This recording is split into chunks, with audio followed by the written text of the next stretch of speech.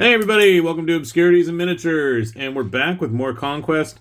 And funny enough, the one faction that I was the least interested in the beginning, yet I continue to have the most painted models from, and that is the newest set for the Nords, and those are the Valkyries. Now, some nice looking warrior women models are never a thing that we should turn away for the tabletop.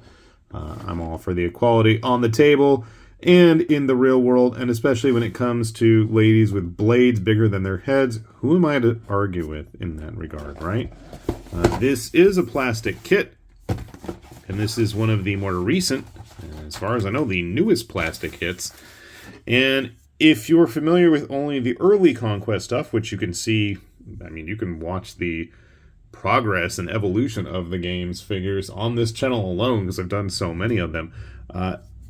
It continues to impress me, the sharpness and the quality that we are continuing to see. Yeah, there's a little bit of flash here and there on the smaller pieces, but there's a lot of interesting designs going on here, and the newer stuff is so much easier to work with. Parts are easier to remove. The detail is nice and crisp. Model size is quite large and in charge. I do like they engraved all of these shields ahead of time for me, so I don't have to come up with any goofy designs. A lot of hair. Lots of hair on this sprue. Sadly, there's no wings included. I'm just a stickler for that, but I want wings on my Valkyries. Is this the same sprue, or is it different? I'm curious. Okay, that's two of the same so far. I'm guessing our third one. Are you the same as well? I guess so. Fine, 3 identical sprues, which isn't the worst case in the world. But we do have, as always, a command sprue option. We've got special hair, banner. Well, there's my wings, but that's for the actual standard. That is one mean barbed spear. Slain would be proud. We got our usual bag of bases and unit stands. We've got, as always, a nice QR code. You can find out all about the game there, or you can hit the link at the description below, which I will always put, and then you got their command card as well. So it looks cool. One of the nicer things about the new kits as well is everything has instructions included, even for the most minimalist builds on some of these models. But you can see it is quite involved, and for me, I like that. I like spending time putting models together. So the fact that, you know, the head's multi-part, the body is quite a few pieces here, I'm looking forward to it. I'm going to take my time with them, so hopefully I can do a decent job. We'll see. Here we have the instructions on building the unit champion or the leader, and then what we can do with our standard as well. So she has an option for either or. That's always nice to see. Well, without further ado then, I'm going to go get these ladies built, and I'll see if I can dig out some other warrior women models I've got laying around, and we'll see how everything turns out. So sit tight. Alright, we got some of the Valkyries put together here, despite the distractions of the TV in the other room, which sounds like some kind of tokusatsu show, because I hear lots of clanging and various bleeps and bloops as things are transforming, so it's really... I'm trying to focus here. It's going to be either... I think he's watching X8 or Deno and Drive and Coup. He's like watching like 5 different Kamen Rider shows. Okay, Valkyries. Yes, Valkyries. So, putting these ladies together, the poses look neat. I like the poses. I like the overall stylistic design of them, but there's a couple of things that kind of nag me. First off is the tiny contact points for both the arms, the shields, and the heads. Now, the heads are kind of funky. The heads really are made for specific bodies. Some have a little indentation, some have a little key, some have a big lump, some have a more of a ball-jointed area. To me, it seems like a bit of a swing and a miss. I really feel like they should have all been just universal heads. Some fit better than others. This is the body that this head's supposed to go on, and I'm really not happy with it. It doesn't seem to sit correctly, and I mean, I goofed around with it for quite some time, trying to get it to a point that I thought it was going to look satisfactory. And I mean, I guess from the front, it's not that bad. I know better. I know what I've dealt with putting her together. Some poses, I think, just look a little bit more natural.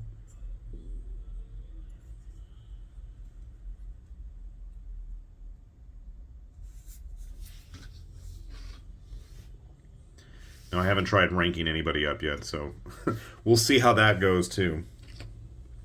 I did go ahead and build the unit champion with her big fancy blade. Quite fancy it is. Now, I want to say the only thing that makes her... Maybe she had a special back part of her head or the front. I don't remember. Maybe both. Typical bling that we find on a lot of the Nords. The standard bearer. The only special part really is her arm to hold the standard. I'm going to have to weight her down. It is a little top heavy.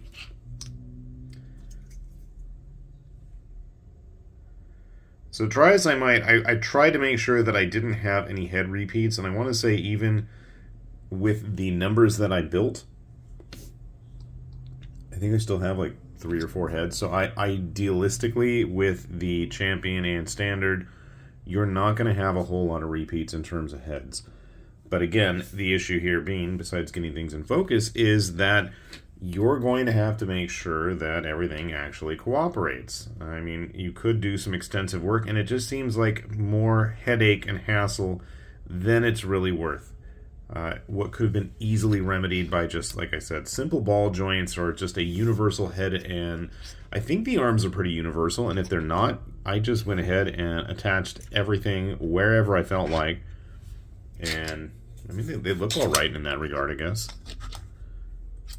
Now, I didn't build them with the intention of ranking them up. So if I'm able to get them all on a stand, we will consider that a success. Dun, dun, dun, dun.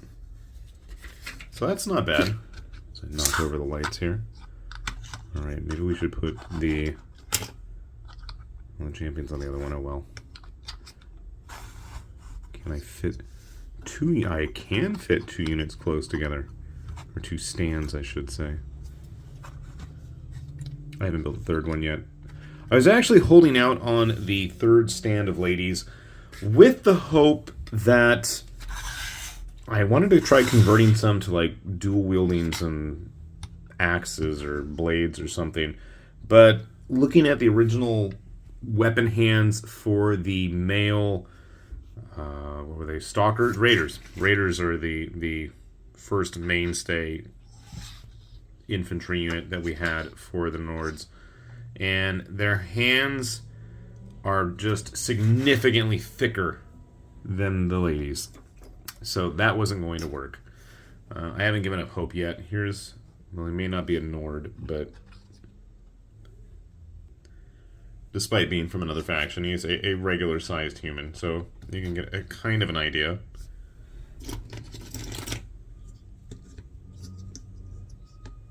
With another Nord. And another Nord. A more recent model. The Volva.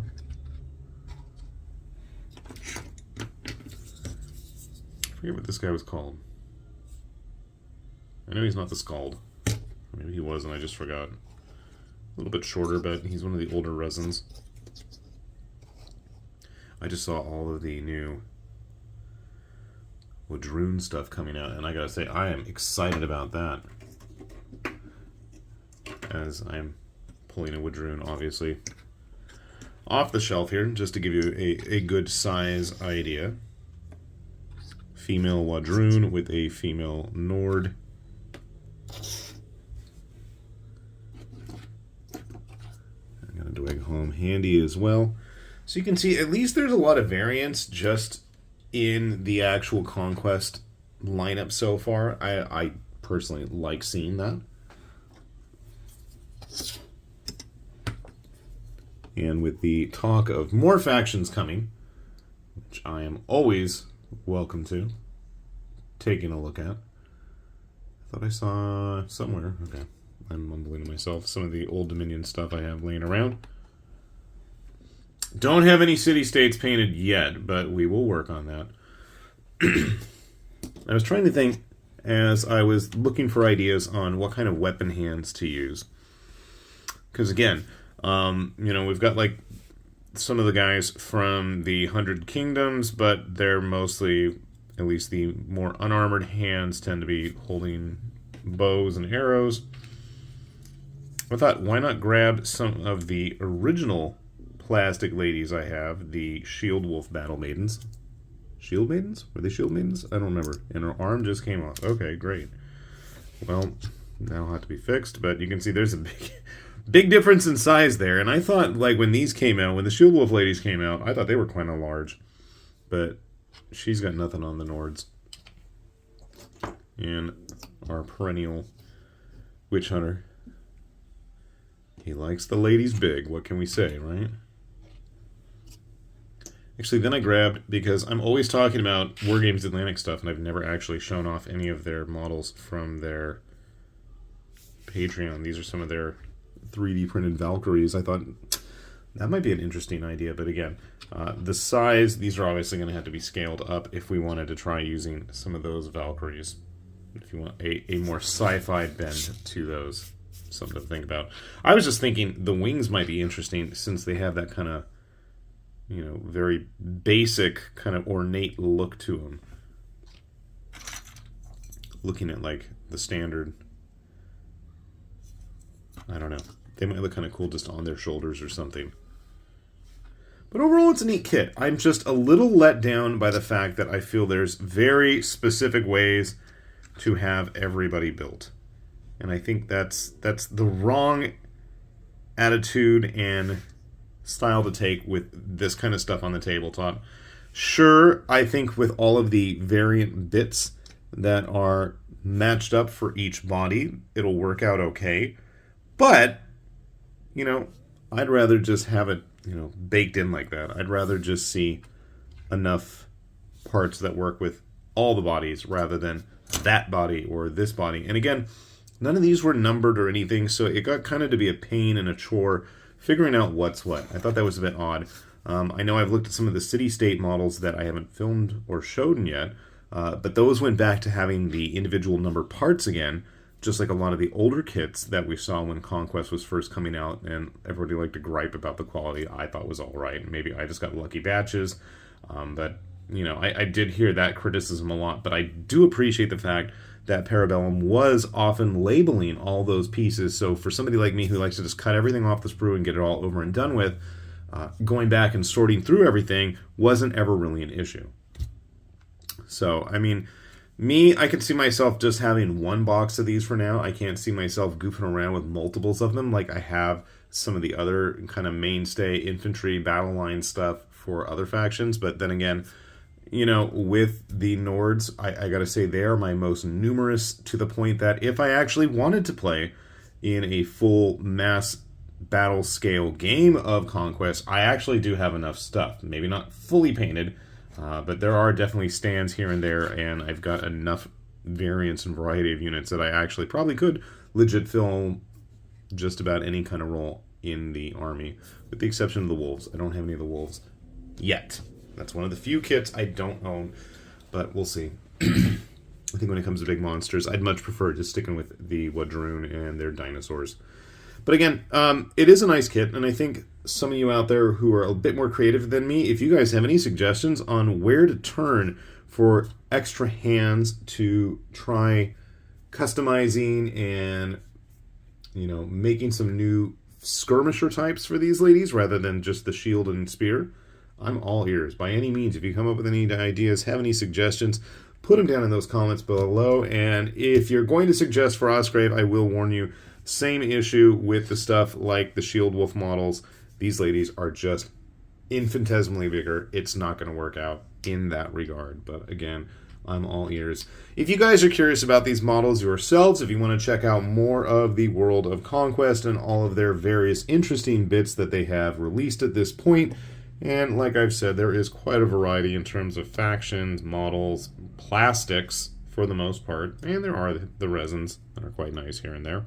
We'll have the link to Parabellum's website down below where you can check out all that stuff on your own sweet time and don't have to have me hopelessly plug it, because it's not like I get anything out of it, but, you know, I like it, so I'm going to at least tout the things I do enjoy.